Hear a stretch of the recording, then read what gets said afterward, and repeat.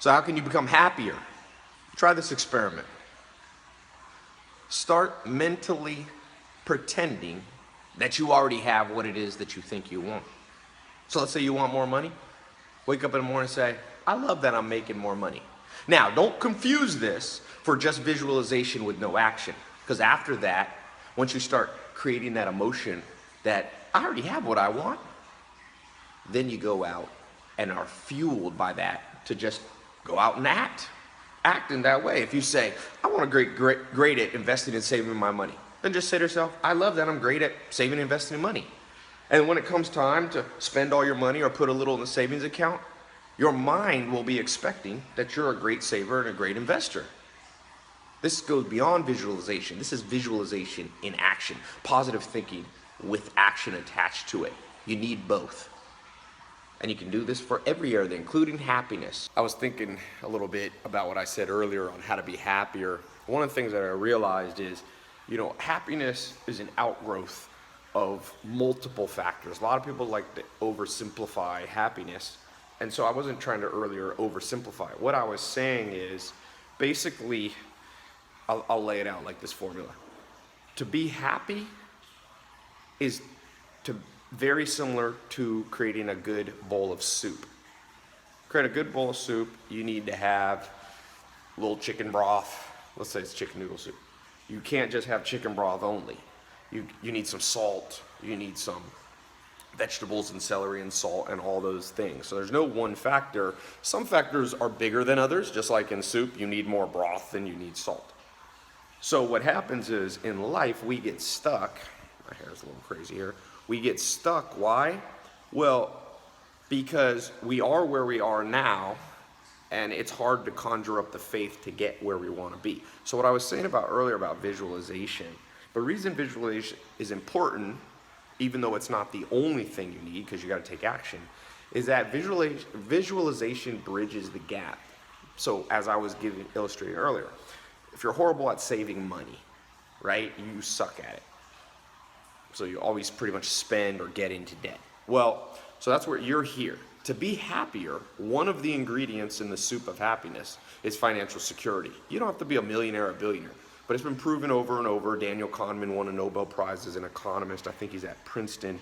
And he did extensive research, high-level scientific research by one of the most respected economists. And he found that if you're making too little income, the stress that comes with that decreases your happiness. So it's not true that money doesn't increase happiness. It does up to a point. Doesn't mean, again, you have to be a millionaire or billionaire to be happy. He found a threshold of around $70,000 a year in the United States and most Western countries. So you're here, let's say, for example, you suck at saving money. One of the things to be happier, that's what I'm talking about now, you got to jump over to here where you're better. So how do you bridge that gap? That takes faith. And faith is hard. That's why very few people have it. And I'm not talking about faith in the religious sense. I'm talking about the belief that you can jump from there to there, because every one of us, myself included, we get stuck. And when you're stuck, the longer you get stuck, the more you start to lose hope that you can ever get unstuck. You see that with patterns of addiction and drinking and alcohol. So one of the ways that I use, and I've found it's amazing, it works amazingly well, much better than you think, is to start just acting in your mind like you're already there. And they call it self-talk. You don't you want your friends to think you're crazy. You don't have to literally talk out loud unless you're in the shower. I do a lot in the shower. And then you just start saying to yourself, like, you know what? And I use this pattern so you can adopt it and copy it or come up with your own. I just say, I love blank. So I would just say, when I'm over here and I suck at saving money, I just say, I love that I'm good at saving money.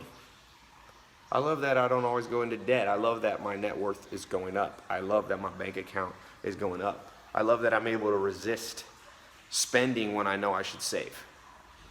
And I've found you have to start saying this to yourself every day, or at least 4 or 5 times a week, for approximately, it starts to kick in 2 weeks to about 3 months later. And I don't know if that's an exact, there's no science I can prove this, but one thing I've found is that the worse the habit is, sometimes the more you have to do this before it kicks in.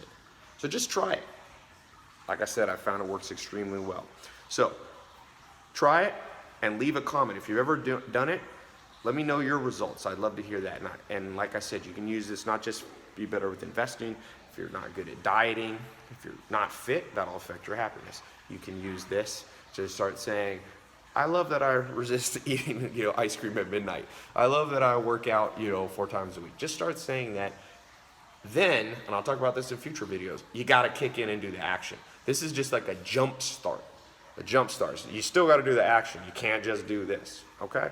Leave a comment. I hope this daily happiness tip of the day helps you out. And make sure you subscribe to my YouTube.